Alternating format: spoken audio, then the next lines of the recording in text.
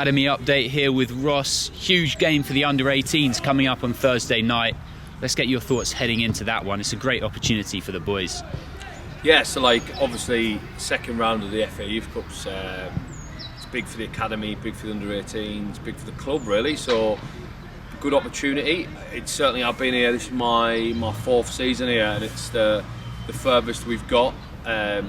First round's always sort of the objective, to get to the first round and potentially get a league team, and to come through into the second round and get Ipswich, a team who did very, very well last season in getting to the semi-final, I believe. I think that's it's a good opportunity for our boys to see where they're at. I think certainly in terms of National League clubs and non-league clubs, we're one of the few left in it in the country. So well done to them, well done to the boys, well done to the staff and all those involved, and fingers crossed, I say fingers crossed, I'm sure it'll be a good night and a good experience for all. And of course we got a recap on the win in the last round, 1-0 victory away to Cray Valley. What pleased you most about that kind of battling performance? Got the goal in the second half. Yeah. What's the most pleasing aspect? I think, do you know what it's been like? My biggest sort of flaw in FA Youth Cup games has been we're an academy who likes to play, we're an academy who likes to press, and I think at times we haven't really adapted in previous years, and that's been our sort of ultimate flaw.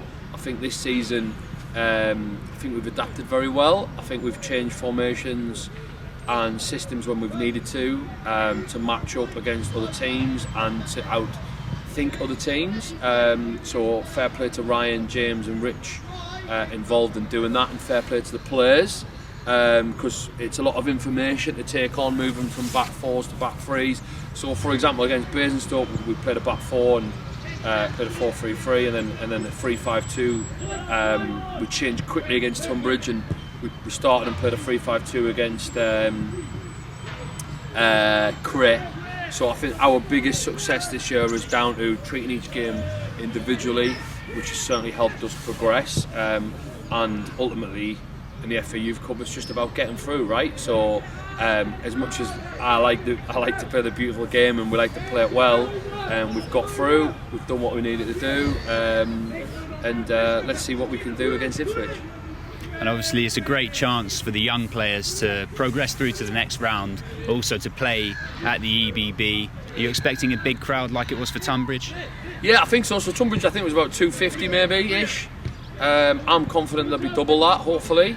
We've got some hospitality on, which thanks to obviously Mark and Matt at the club for sort of putting that on and making that like a first team game experience really. So what an opportunity for young players under 18s involved in the game, and not even the ones involved in the game, like the ones who aren't involved in the game as well, to get to see their teammates have that experience. It's amazing really. So hopefully they enjoy the experience, hopefully they enjoy the night, the occasion. Playing at the EBB's big enough as it is, let alone in front of a decent crowd. So just enjoy it, as all I would ask, and go with the belief that we can beat Ipswich. I think that's got to be the key bit here. We can't be going into this game thinking let's just enjoy it and let's just do. We need to go in and we need to believe and do what we can and hopefully try to get through the next round. And of course playing at home can bring some advantages as well. Yeah, definitely. I mean, it's a sort of no pressure game in terms of the pressure is on Ipswich. Obviously they're standing in academy football and the Football League puts them ahead of us, so they come with a little bit of pressure, and obviously coming to ours with our fan base and stuff for young players is a very different experience, but for ours, I mean, if you look back to Basingstoke and Tunbridge in particular, which I thought was a very tough game, I thought we really raised our game, raised our levels, and it's about, can we do the same? And obviously the 18s are the talk of the town at the moment, but just away from them, obviously the 23s on a crazy run at the moment. Tell us a bit about how they've been getting on, their recent results. Yeah, so we started slowly, really slowly. We'd come on board with lots of information around how we play, and what that looks like, and how we adapt. And I think coming into the season with new players and new bodies coming in, with a couple of new players that came in, it was always going to be a bit slower than we'd hoped. I think we were in the first six games, maybe lost 3, drawn 2, won 1. We haven't lost since the Bromley game, which was beginning of September. I think that's it's up to a run of maybe seven games, 5 clean sheets, 6 wins, which and to be topped off Saturday gone with a 2-0 victory against Slough, on the same day where Alfie Saunders, Tommy Willard and Woody Angell all played in the first team. Was a really good day for the football club as a whole. The gaffer speaking, saying it was a good day for the club, but obviously our result in addition, for me to walk off at full time after the Slough game and to see how we were excellent against Slough, who were potentially the best team in the league, and then to hear the first team result and to see how the first team boys got on, it was good to see. It's a good day for all. And we got to mention the under-16s as well. I mean, they're involved in a great game against Bromley recently. Didn't get the result on the occasion, but looks like there's some really exciting players kind of rising through the ranks. Yeah, again, same principle really. Rich has gone in. Rich is obviously new to the group. Rich is an excellent coach. Rich, James, Ryan, Brad, Mike, the teaching staff, Taylor, Mel, Matthew, all deserve lots and lots of credit for the stuff that goes on behind the scenes to get us where we've gone to. But Rich has come in and similar to what I was mentioning with the 23s, new information, new coach, going to take a little bit of time to get used to different things, and a little bit of sort of understanding of roles and responsibilities. So Bromley was a good game, but on Saturday just gone they beat Dartford with a heavy scoreline, and that to me is a sign of real progress, because Dartford are in terms of a National League academy, a very, very strong one. So it's good to see the progress in terms of results, but we're all about development anyway.